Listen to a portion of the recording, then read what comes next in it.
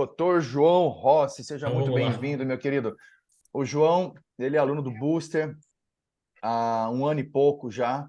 Começou lá atrás no GIC, no Booster e foi crescendo, já bateu 3x de faturamento, com uma clínica grande no interior de São Paulo, Caraguatatuba, litoral. Os resultados aconteceram porque ele realmente seguiu a receita do bolo. Aí, 3x, uma clínica top, crescendo, evoluindo, já atendendo menos, faturando mais, né, João? Eu sou urologista, eu tenho uma clínica na cidade de Caraguatatuba e essa clínica estava subaproveitada, né? Eu tava dando plantão ainda, fazendo sobreaviso, enfim.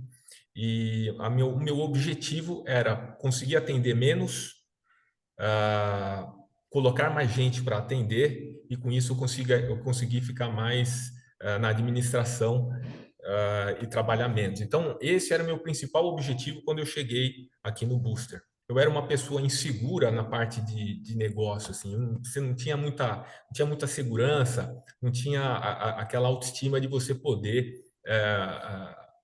convencer um parceiro a atender na sua clínica, você não ter aquela perspicácia de poder ver qual que é a hora certa de negociar, qual que não era. Então, o começo realmente foi muito difícil. Eu lembro até uma aula que me marcou bastante, que o Noronha ele vai fazendo umas caretas lá no GIC, não sei se vocês já notaram. Então, ele tá preparando para falar, e aquilo ali parece que é uma coisa meio sem noção, mas aquilo é muito importante, pelo menos para mim foi. É onde aquela forma de você poder olhar para uma câmera e gravar, toda aquela preparação, para mim foi importante. Então, os primeiros vídeos realmente eram toscos, né? Eram vídeos toscos, mas mesmo assim eu colocava para no Instagram, eu colocava do jeito que estava. Tem uma empresa que ela editava as coisas e colocava lá, não ficava pensando muito do que o pessoal ia falar ou deixar de falar. No começo você fica meio assim, que a pessoa vai pensar, mas depois eu gravava e punha. A empresa lá dava uma editada e ia. No começo, meus vídeos tinham lá, sei lá, 200, 300 visualizações, mesmo dando uma patrocinada. A última vez eu fiz um vídeo, deu 25 mil visualizações. Né? Então Nossa Senhora, que você legal. vai, isso, gente, é muito na tentativa e erro, tá? Não tem uma coisa assim, uma regra que você vai fazer, você tem que tentar. Então você faz o vídeo, não ficou bom, na próxima você vai ver como está sendo o engajamento do vídeo, o assunto também, vocês vão percebendo, mas não pode deixar de tentar, não pode ter medo de tentar. Então, desde a Ótimo. gravação dos vídeos, aquilo foi desinibindo, né? Aquilo já foi colocando de uma forma que você ficava um pouco mais confiante de falar e não pensar muito no que as pessoas iam dizer, enfim. Depois, a outra parte do GIC que eu acho que é muito importante, para quem não tem uma certa experiência administrativa, é aquela parte de você organizar as coisas, né? De você ter passo a passo, de você ter as planilhas, de você conseguir colocar o número da sua. Você tem que visualizar a sua clínica você tem que mapear ela. E eu acho que no GIC tem algumas aulas que falam bem disso, né? Para você estruturar, para você conseguir colocar aquilo e você vai, aos poucos, tentando introduzir aquilo que você planilhou, que você colocou em números, né?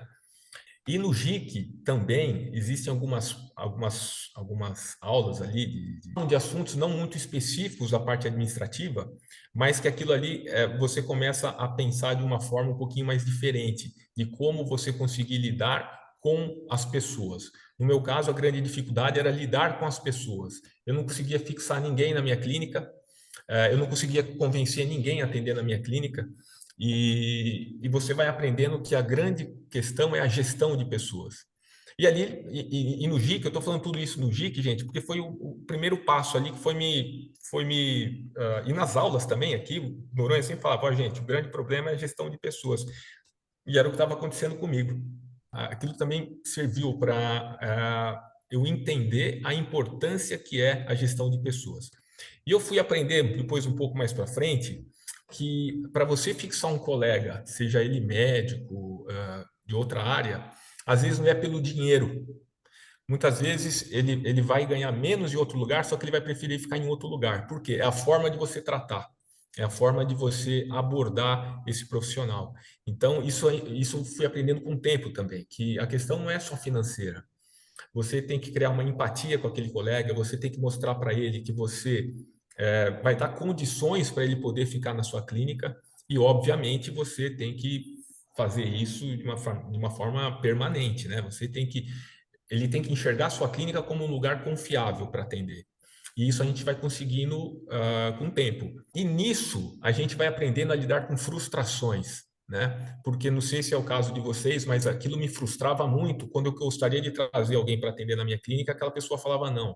Ou quando tinha funcionário que eu não conseguia deixar um quadro de funcionário estável, eu começava a ter muita rotatividade. Então você começa a achar que o problema é você. E lidar com essas frustrações faz parte, né? A pessoa que está empreendendo, a pessoa que está na fase de crescimento, que ela tem que criar uma estrutura, vai tomar muito não na cara, vai se frustrar bastante e a gente tem que saber lidar com isso. Senão a gente acaba desistindo, a gente acaba sucumbindo às dificuldades. E uma coisa que eu aprendi aqui é que dificuldade todo mundo tem, e o seu sucesso vai depender da maneira como você vê aquela dificuldade. Ótimo, ótimo.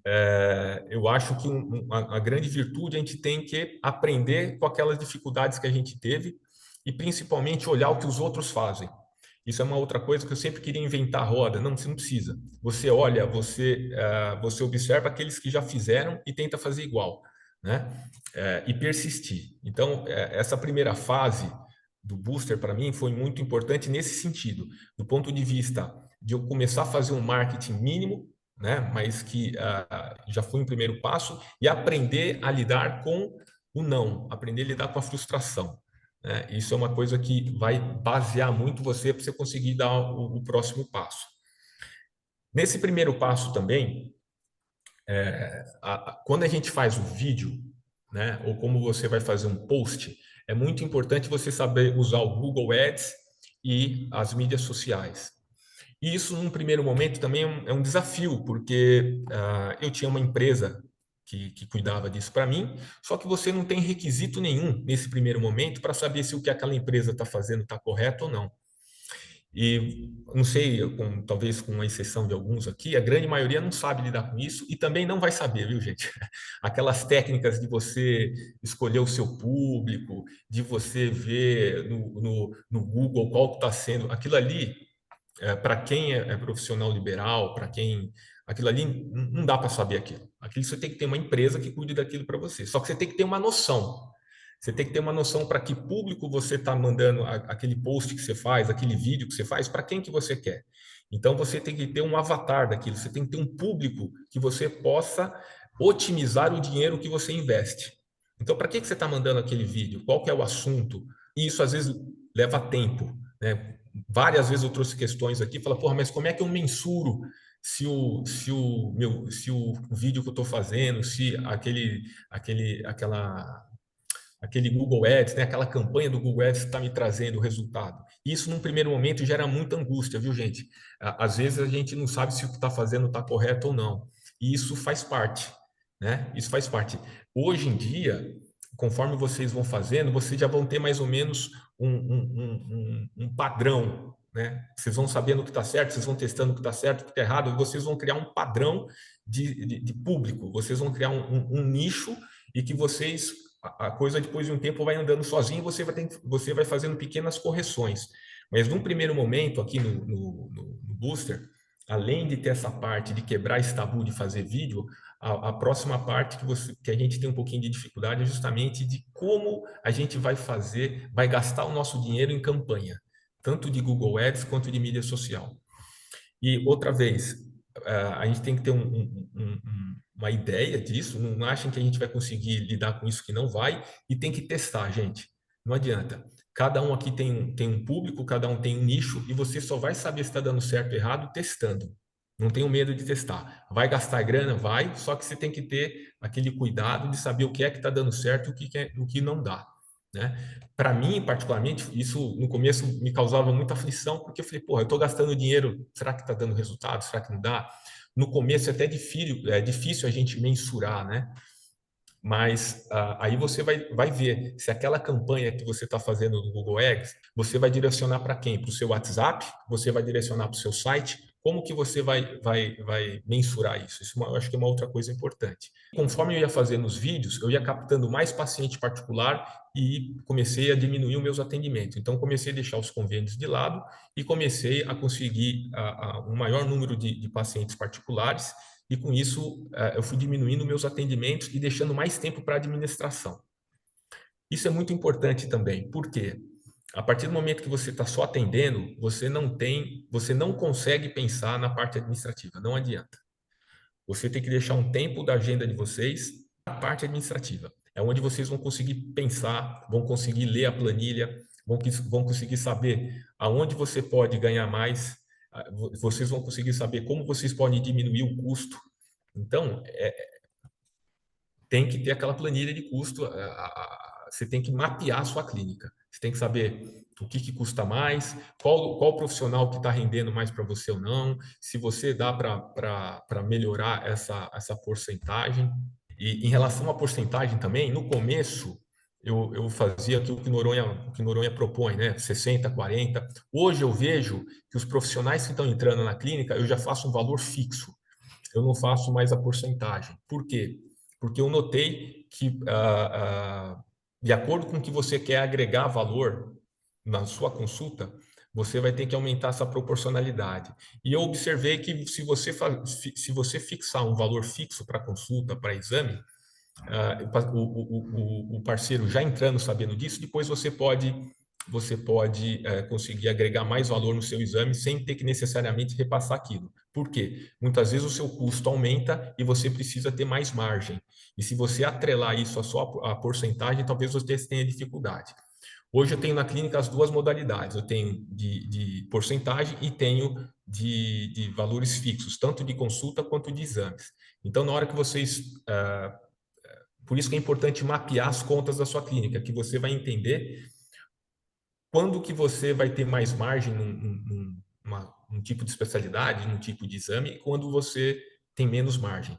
Essa que você tem menos margem, às vezes é importante você fixar um valor e ter uma margem maior para você poder trabalhar. E muito importante, gente, quando for chamar esse colega para trabalhar, ele tem que ter demanda. O médico ele só vai ficar na sua clínica se ele tiver demanda para trabalhar. Seja ele a especialidade que for, seja ele o exame que for. Então, não espere trazer o profissional para depois criar demanda. Não, você tem que criar demanda e depois chamar esse profissional. Aí eu contratei o TPI, né? O TPI é um treinamento que o Noronha tem, onde o objetivo é você treinar a sua funcionária. E aí foi uma outra coisa que foi muito boa. Por quê? A gente começou a fazer esse treinamento e atrelar as metas de produtividade. Gente, as metas de produtividade elas são muito importantes. Assim, quando eu comecei, o Noronha falou: vamos ler esse livro, ler esse outro livro. Eu falei: porra, Noronha, eu não vou ler nada, porque isso aí não. Porra, eu nunca li livro desse tipo de coisa, eu vou ler agora. Ele falou: não, faz quando você for dar uma pedalada, quando você for fazer isso, vai ouvindo o livro. Gente, parece que não, mas para mim, foi uma das coisas mais importantes que eu comecei a fazer foi ler esses livros.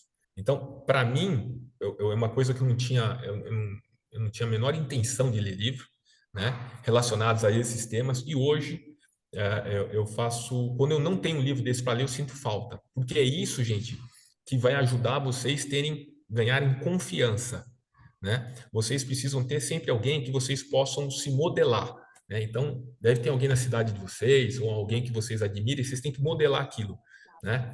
É para que vocês tenham essa força e ganhe a autoestima para vocês poderem falar com o funcionário, para que vocês possam negociar com o parceiro, que vocês possam negociar para um fornecedor.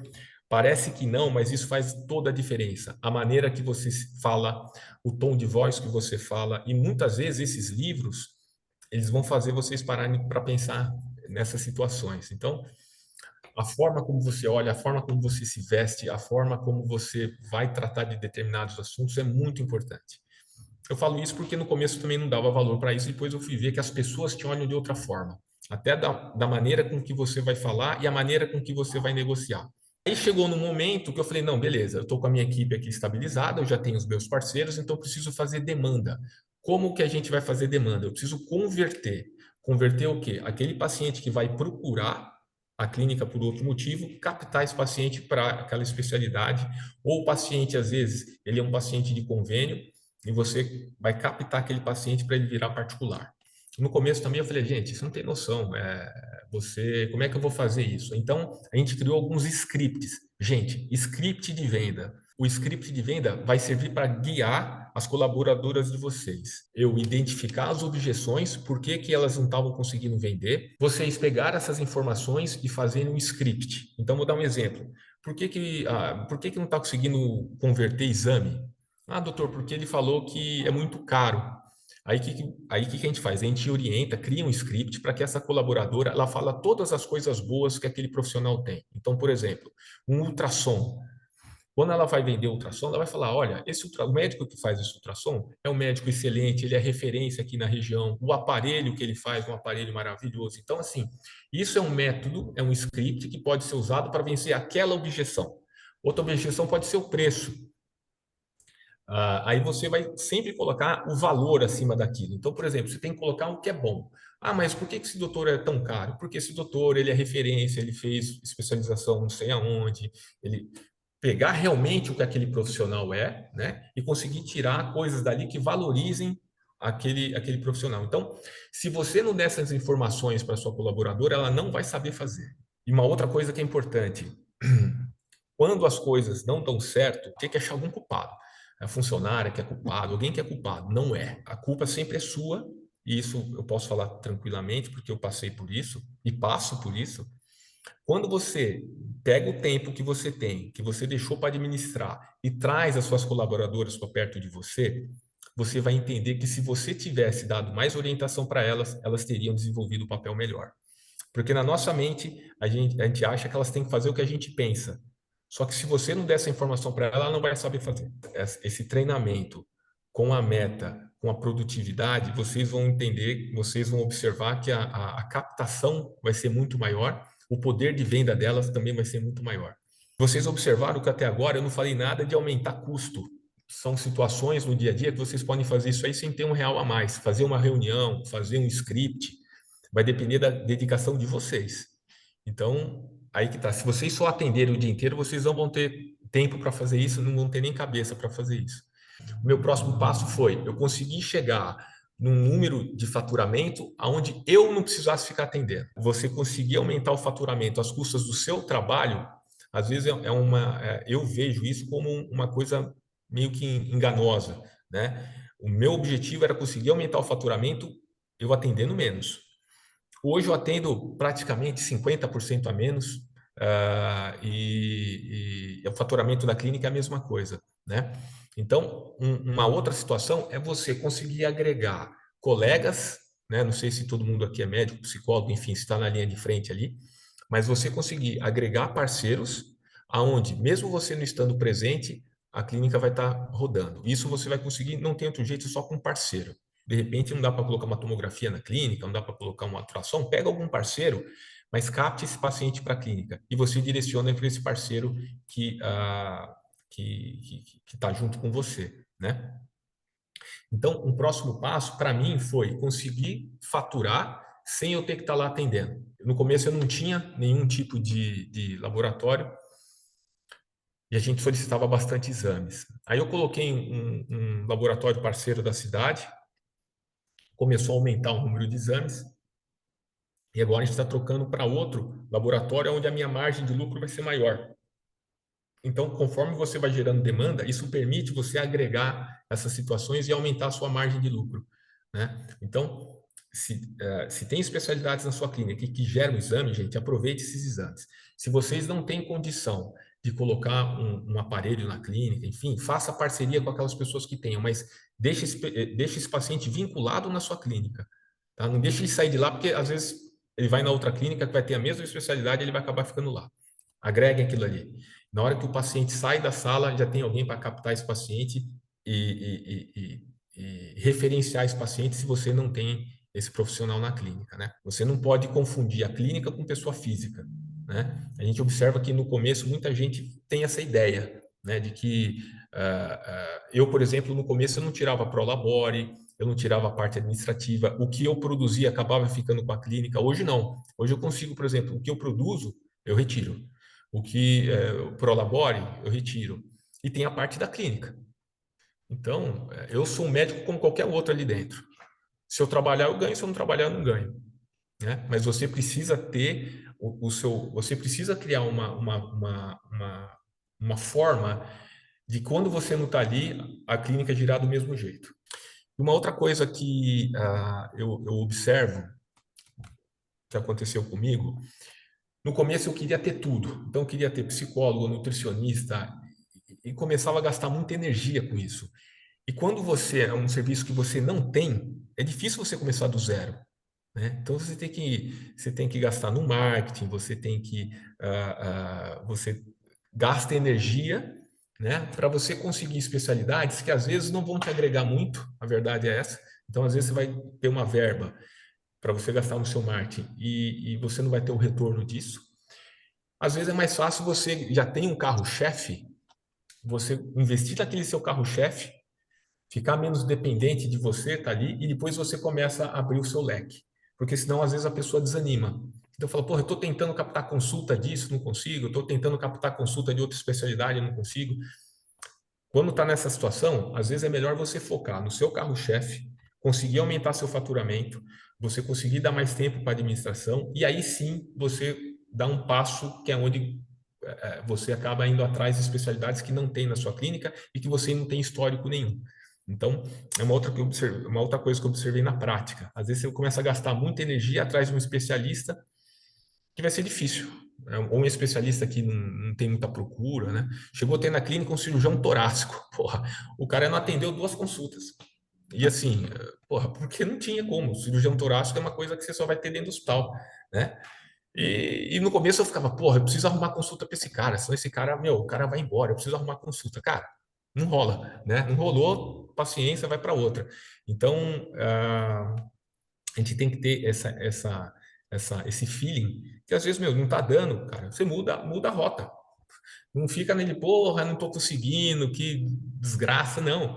Não tá conseguindo aquela rota, você muda, né? Lógico, você tem que ter sempre uma estratégia, falando, tô mudando por quê? Porque eu quero agregar esse valor, quero agregar esse serviço. Então, é importante você saber onde você quer chegar, né? E assim, hoje a gente tem lá mais ou menos 12 especialidades, né? A gente tem esse laboratório que agora a gente mudou, que vai me permitir eu ter uma margem de lucro muito maior.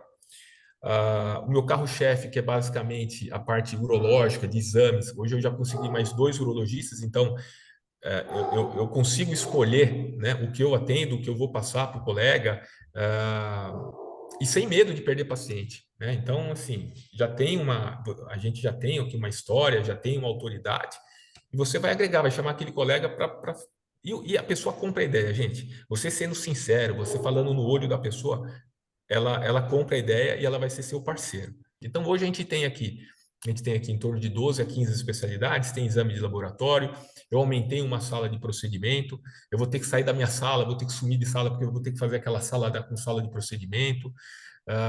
Hoje a gente estava no começo, acho que 6 ou 7 colaboradores, hoje a gente já está com 17. Então, assim, as coisas vão indo paulatinamente, mas gente, cria demanda, põe alguém para atender. Cria demanda, põe alguém para atender. E depois vocês vão observar que é mais ou menos igual. É uma coisa que dá para vocês pegarem aquilo e transportarem para outra situação. É igual. Você vai criar a demanda, você vai ter treinado o seu funcionário, ele já vai saber o que falar. Hoje eu coloquei também uma pessoa para captar os pacientes. Então, o paciente sai de qualquer sala, tem uma captação ali. Essa paciente ela tem um tablet que ela já pega ali, ela já marca o exame. E se ela não conseguir colocar o exame, ela coloca no CRM. Gente, uma coisa muito importante é o CRM. A venda que você vai fazer pós-atendimento, pós uma negação, uma negativa, né? O CRM é muito importante. Às vezes tem um paciente que você não conseguiu fechar naquele momento, você vai ligar para ele, o convênio dele vai estar demorando, sei lá, 2 meses, você vai convencer ele, vai fazer o exame com você. Então você vai conseguir agregar laboratório, você vai conseguir agregar exame de ultrassom, enfim, o que você puder disponibilizar. Então você tem que treinar a sua funcionária Ter um CRM efetivo, né, que é uma coisa difícil, para mim foi muito difícil, aliás, está sendo difícil. O CRM depende muito de você ficar em cima. Você tem que cobrar, gente. Vocês têm que cobrar. Fulana, deixa eu ver como é que está a sua planilha CRM aqui. E de vez em quando você dá umas dessa, né? Uma outra coisa que foi importante que para mim foi colocar líderes. Mesmo que você tenha 3 funcionários, você tem que pôr uma líder. Aquilo vai criar uma hierarquia que a de baixo vai querer ficar no lugar da outra, né? Num bom sentido. E você vai saber de quem cobrar. Se não, é aquela história, cachorro muito dono morre de fome. Você tem que delegar funções e você tem que cobrar.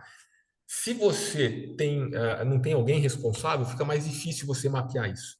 Então, eu achei que isso foi uma saída muito bacana, colocar líderes. Então, tem a líder da recepção, aí você coloca líder do call center. O que é líder do call center? É a menina que fica no WhatsApp, entendeu? Só que ela vai sentir, e aí a outra que está ali embaixo fala, nossa, eu quero ser a líder do WhatsApp também. Ela vai batalhar, entendeu? Então, você tem essas pequenas Legal. hierarquias, elas vão, para nós, às vezes é uma coisa que, porra, não tem importância nenhuma, mas faz parte.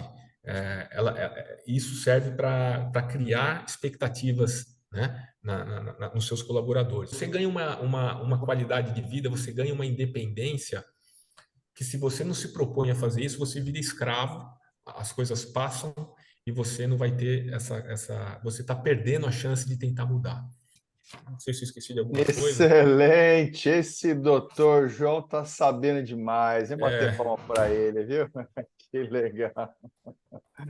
Muito bom. Caraca, João. Caraca, demais, cara. Tô orgulhoso de escutar você aqui, viu? Falei, meu Deus do céu, copiou e colou um monte de coisa. É isso aí. é, Fantástico. Parabéns, João. Parabéns mesmo, cara. Então não tem que ficar inventando a roda, gente. Vai copia a roda dos outros, né? Eu copiei a roda de muitas pessoas, inventei muita coisa, criando um método e copiei a roda de muitas grandes coisas, né, da Honda, da Embraer, e de muita gente que eu estudei já aí, né? Então é isso, cara. Parabéns, tá de parabéns, doutor João. Muito quando você começa a ir nas reuniões e vocês, mesmo que vocês, é igual academia, gente, vocês não estão com saco, bicho, vocês têm que entrar. Isso é muito importante. Todos nós aqui, se a gente fosse mega empresário, a gente ainda está aqui. A gente está no mesmo barco, sofre das mesmas aflições, então a gente tem que se importar e tentar ajudar aquela pessoa da melhor. Se você tem uma opinião, você pode ajudar ela, chama aqui, ó, fala, ó, eu acho isso. E, porra, muitas vezes eu cansei de falar besteira e, e tá tudo certo. Tomava esporro do Noronha aí, tá tudo certo. Então, eu acho que esse que é o contexto do Booster, não é só a parte de aprender, você acaba se engajando com os colegas aí na discussão. Nós somos os empresários alcoólicos anônimos. Mas uma hora cura, viu? Uma hora cura, viu, Renato?